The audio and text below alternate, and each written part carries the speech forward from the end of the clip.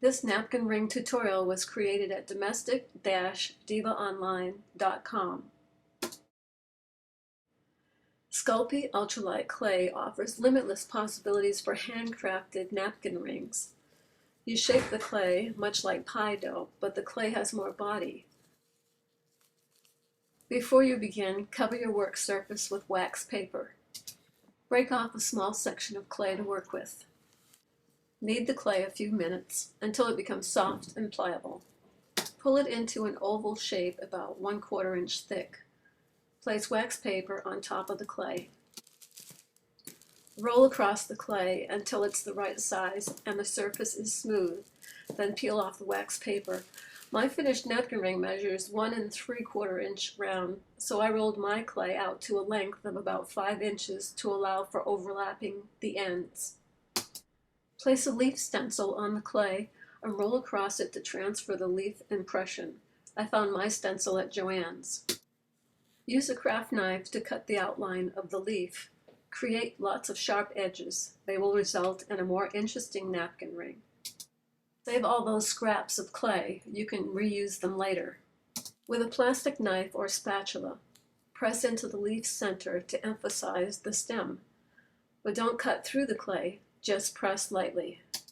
Use the spatula to lift the clay off the wax paper. Hold it in your hands and bend the edges together slightly. Wrap the leaf around a 1 3/4 inch round metal cookie cutter or a metal oven-proof napkin ring. To join the leaf, press the smaller end over the larger end. Try not to flatten it completely in the process. Bend some of the jagged edges slightly forward. Cover a cookie sheet with aluminum foil and bake the clay for 20 minutes at 275 degrees.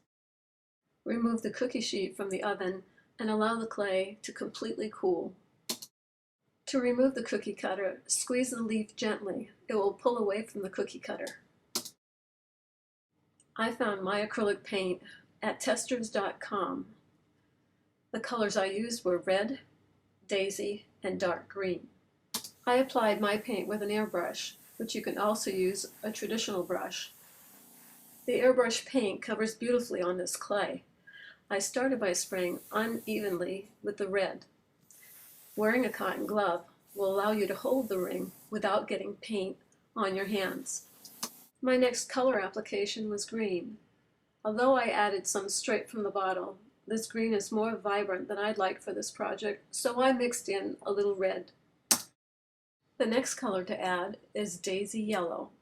It will brighten the colors and add warmth. As a finishing touch, spray areas were kneaded with red to tone down the bright yellow.